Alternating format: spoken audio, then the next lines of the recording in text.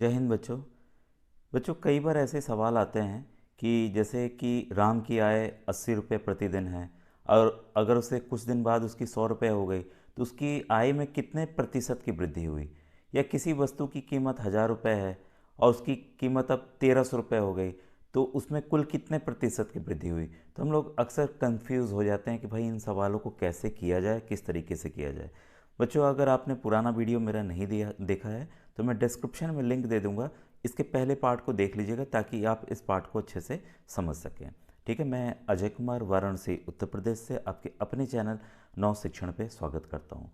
प्रतिशत के जो प्रश्न हैं वो कई तरीके से कई परीक्षाओं में पूछे जाते हैं।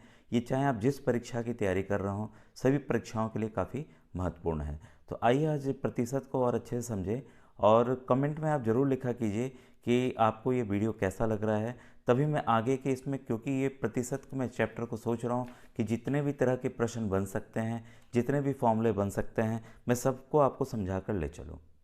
ठीक है। और बच्चों, विभिन्न प्रतियोगी परीक्षाओं की मैं तैयारी कराता हूँ। इसके लिए आप डिस्क्रिप्शन में देख लीजिएगा कई वीडियोस की, जिस भी परीक्षा की आपको तैयारी करना हो आप उसके व्हाट्सएप ग्रुप से ज्वाइन कर सकते हैं। तो कृपया प्लेलिस्ट को ज़रूर देखिए चैनल के। देखिए, जैसा आपको सामने फॉर्मूला दिख रहा होगा, प्रतिशत वृद्धि ज्ञात करना। तो अगर हम कहें प्रतिशत वृद्धि क्या होगा तो कुल वृद्धि, जो भी वृद्धि होती है। अभी हम देखिए वृद्धि का देख रहे हैं, इसी पार्ट में हम लोग अगले क्रम में कमी का देखेंगे। तो कुल वृद्धि बटे प्रारंभिक मान गुणे 100। अगर इंग्लिश में कहें तो total increase, percentage increase equal to total increase by initial value into 100। एक अब उदाहरण आपके सामने लेते हैं। मान लीजिए, इसको आप अपने शब्दों में लिख लीजिएगा। प्रश्न को देखिए, जब हम आप कॉपी में नोट डाउन नहीं करेंगे तब तक आपको चीज़ें समझ में नहीं आएंगी। तो फिल्म की तरह नहीं करना, मैं शॉर्टकट में बता रहा हूँ, आप इसको नोट कर लीजिएगा। मान लीजिए राम की आय जो है वो है 80 रुपये प्रतिदिन, 80 रुपये पर डे या प्रतिदिन। ठीक है। अब उसकी जो आय बढ़कर हो गई 96 रुपये प्रतिदिन, 96 रुपये पर डे। ठीक है। अब सवाल है कि प्रतिशत वृद्धि कितनी हुई। तो ऊपर का फॉर्मूला आप ध्यान से देखिए। तो हमें क्या करना है, जो परसेंटेज इंक्रीज या परसेंटेज वृद्धि जो भी कहिए, हिंदी इंग्लिश में दोनों चीज़ें बच्चों जान के चलिएगा।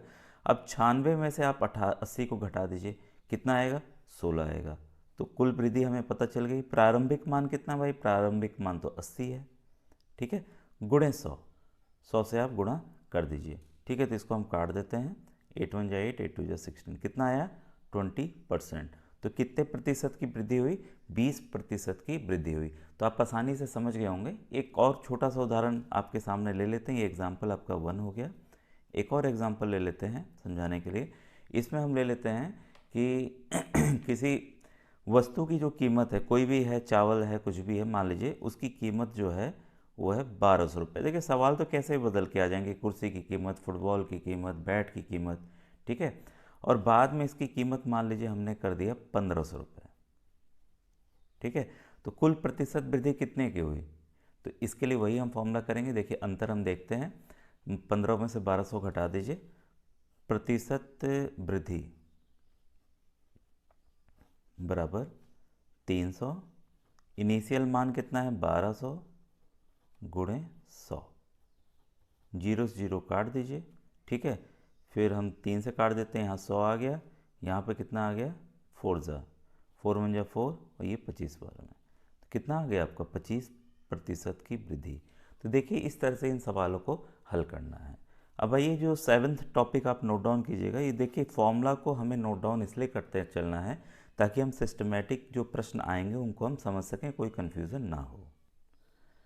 अब देखिए जो 7th पॉइंट है, प्रतिशत कमी ज्ञात करना। आखिर हम इसको कैसे ज्ञात करेंगे। ठीक है, प्रतिशत कमी, जो प्रतिशत कमी बराबर होगा, जैसे उसमें था कुल वृद्धि तो यहाँ कुल कमी हो गया, बटे प्रारंभिक मान गुणे 100। देखिए कोई भी अंतर नहीं है, बस अंतर वहाँ कुल वृद्धि का था, यहाँ कुल कमी का था। तो आइए देखिए इनके प्रश्नों को कैसे करेंगे। तो परसेंटेज डिक्रीज, यहाँ मैं इंग्लिश जो बच्चे पढ़ रहे हैं उनके लिए भी कर दूँ। ठीक है, टोटल डिक्रीज, total decrease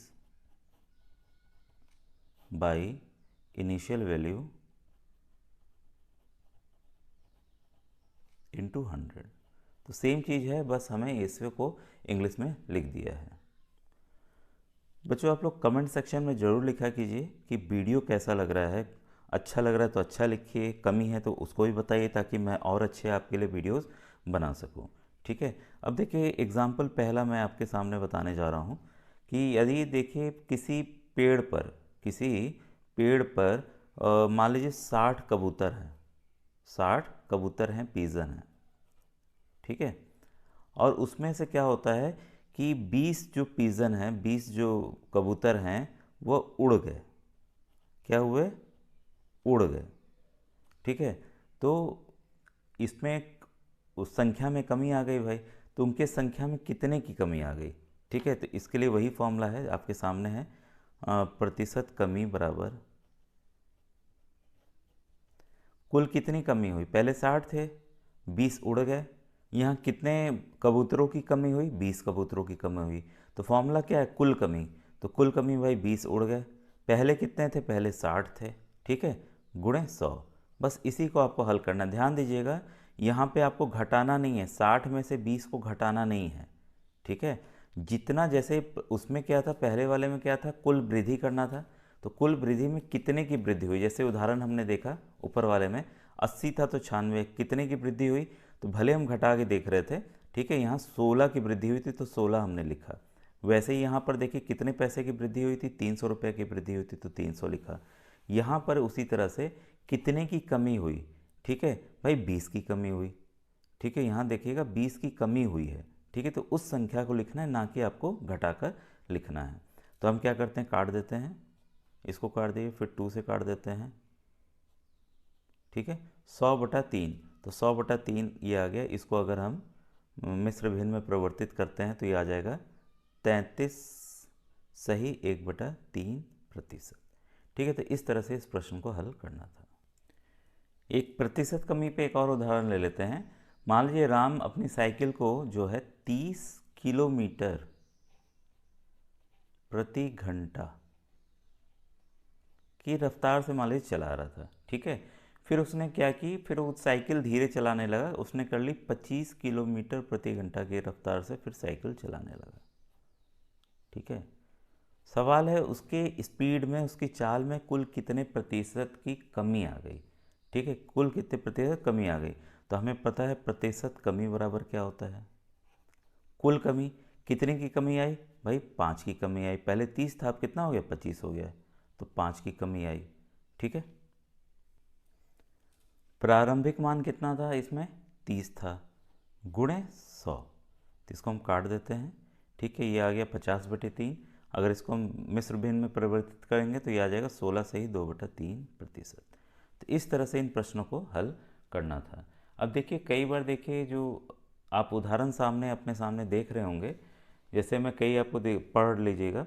पहला है देखिए, सीता की आय गीता की आय से 10% कम है, बताइए गीता की आय सीता की आय से कितने प्रतिशत अधिक है।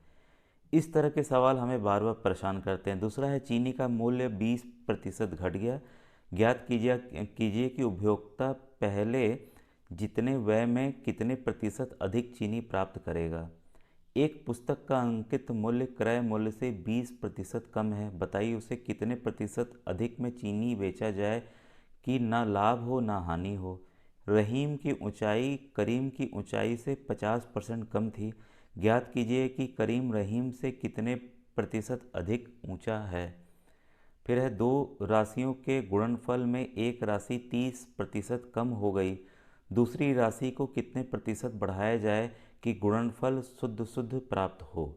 देखिए ये सवाल आपके सामने है, इन सवालों को हल कीजिए।